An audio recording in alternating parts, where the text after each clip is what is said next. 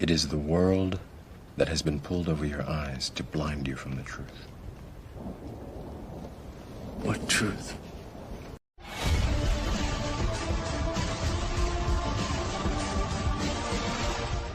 All the presidents that have, well, reigned in the United States have all been related. Why do you believe that Hollywood was created by the CIA? First off, you guys do know the Pentagon has a budget for film. I know that. That's a fact. Were you part of the Illuminati? Oh. Yeah. Something dark is going on with the Shadow Work Journal. First off, you guys do know the Pentagon has a budget for film. I know that. That's a fact. Candace Owens isn't lying here. The Pentagon has been making films in Hollywood for over 100 years, which is pretty much the beginning. The first silent film was made in 1910. And Candace tells us why the government's in the movie-making business. Because they're concerned about certain narratives. They get involved with, like, World War films, like, how are we telling a story about history? Usually it's because we're lying about what we did or trying not to make Americans aware of the crimes against humanity that we commit overseas. And they've made a ton of movies like Transformers, Iron Man, I Am Legend, Black Hawk Down, James Bond, Captain Phillips, just to name a few. It even goes further and says that more than 2,500 films and TV shows have been supervised by the military and Secret Service. But honestly, this doesn't even surprise me, because anything that involves the military has to be approved by the Department of Defense, which means that the government has to approve the script before they can even get into production.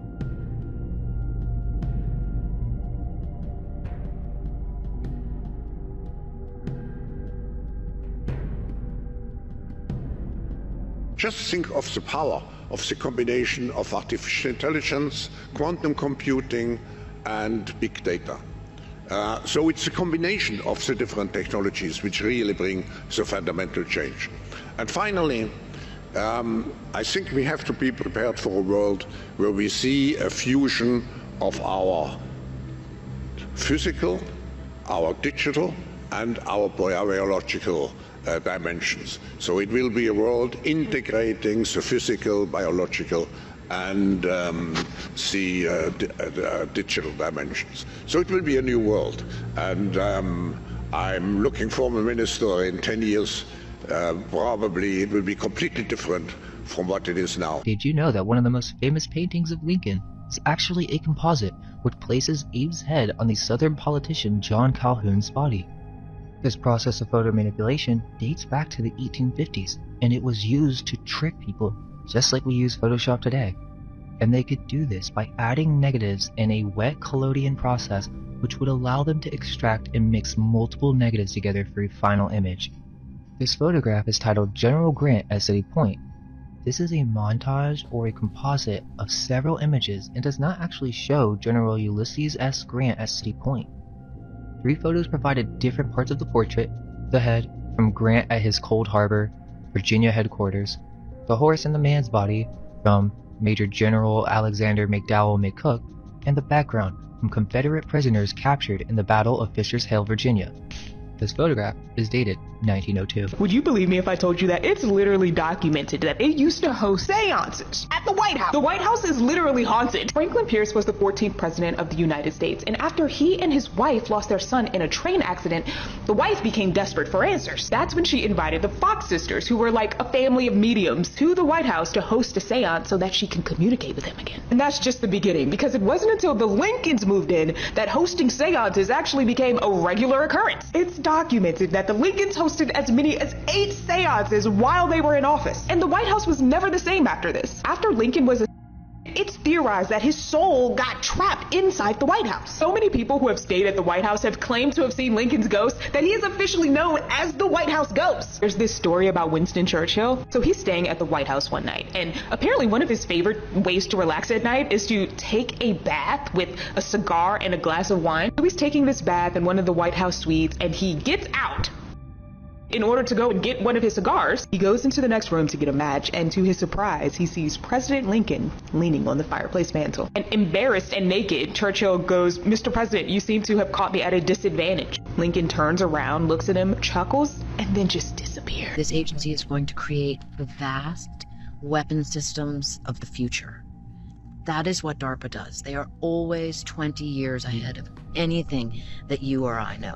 So any technology that is like, what the was that I just saw and you're not supposed to have seen, that's DARPA. They were doing Neuralink in the 90s, right? They are always doing things 20 years before you know about them, because they do what is called blue sky technology. Blue sky research technology, yes.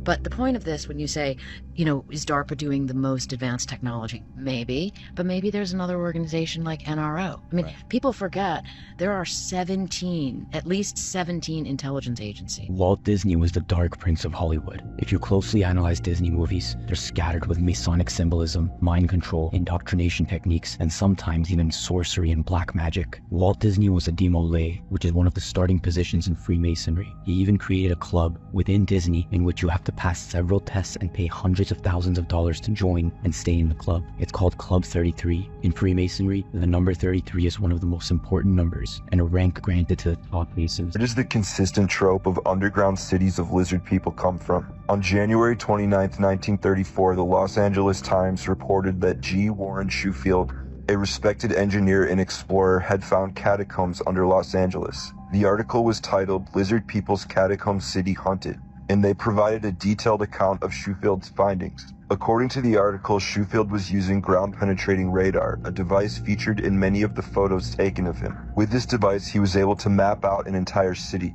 The map featured in the article described a massive underground city stretching from the Central Library in downtown Los Angeles through Pasadena and stretching all the way into the mountains. He also claimed that his team had discovered massive stone doors leading to deeper chambers, along with carved hieroglyphs and golden plates. True or not, this story helped fuel the legend of underground cities of lizard people. We have to achieve the SDGs in 10 years. I'm going to talk about that, but with a quick introduction to the Better Than Cash Alliance. We're hosted by the United Nations, and we are an alliance of governments and companies and international organizations that are each committed, each has to commit before they join the alliance to moving away from cash to some form of digital option. We've got to solve this problem. And we have to solve it because we care about achieving the Sustainable Development Goals. Did you know that every single government in the world has committed to these? Every single government to agree to these. The government of Norway, the government of Australia, the government of Ethiopia, the government of Rwanda. And the timeline is 10 years from now. Alright, so I'm sitting here playing Rocket League at the moment. Every time I'm here by myself, I swear this place is haunted. I've been f***ing around with Ouija boards, and I was stupid enough to bloody invite demons to possess me and because I didn't believe in it. But ever since then, every time I'm here by myself, I hear outside. So I'm playing Rocket League.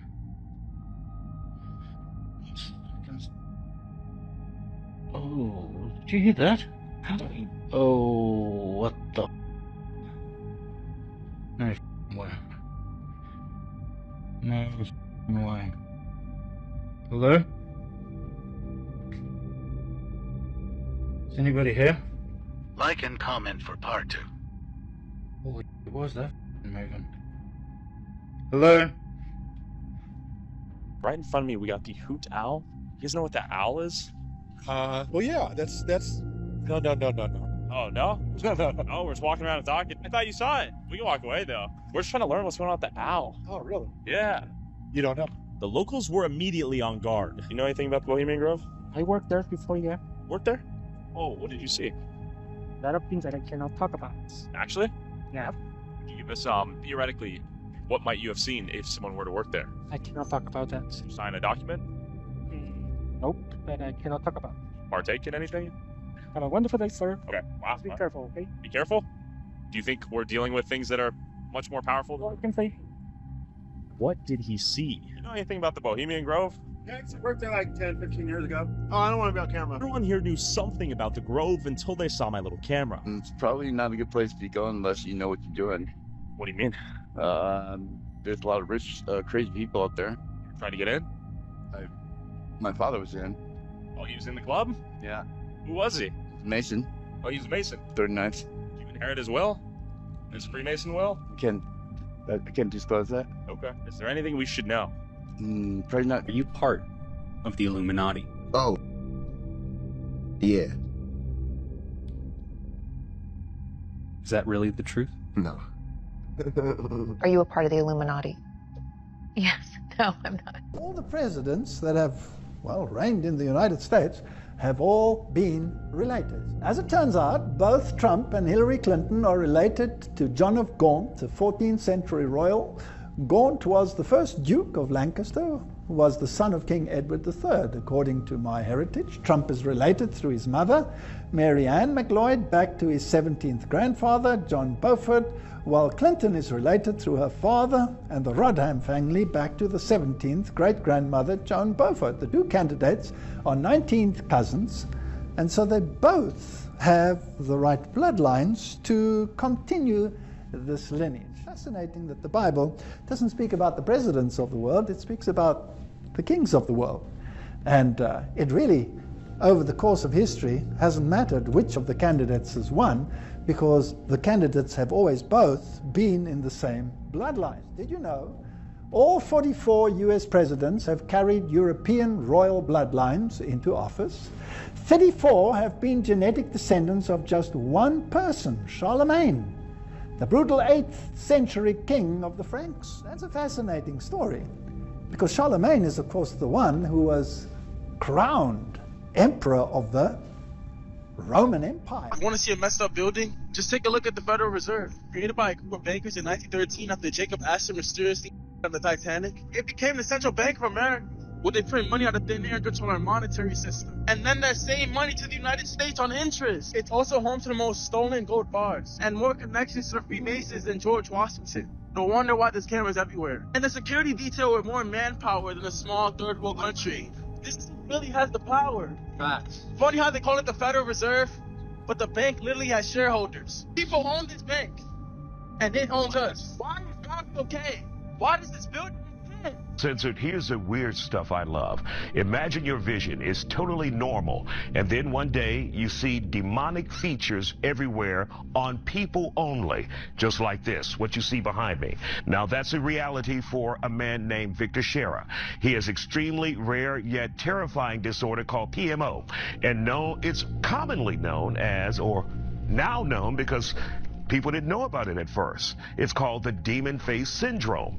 People with the condition see parts of other people's faces distorted in shape, texture, position, or color. For Shera, that means grotesque, grimace, elongated eyes, and deeply etched scars. Also pointed ears.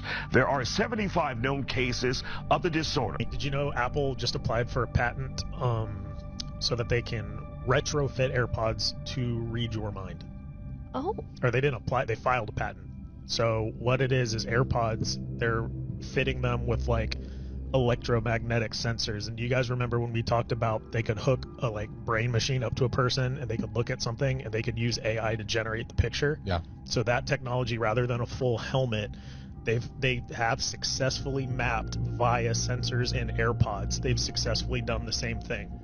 And so what they said, I was reading in neuroscience.com or something like that. I was reading an article and it said what they're able to do is read that sensor, and they said everybody's electromagnetic pulses are different. And so it's not just an immediate read what you're thinking and then regurgitate it. It's a process of learning. And so they mine and log all of the thoughts, all of the pulses. And so, are these in the current headphones? No. Yeah. You may be testing stuff, who knows? But they said, the article I found said they did it successfully 5 years. Something dark is going on with the Shadow Work Journal.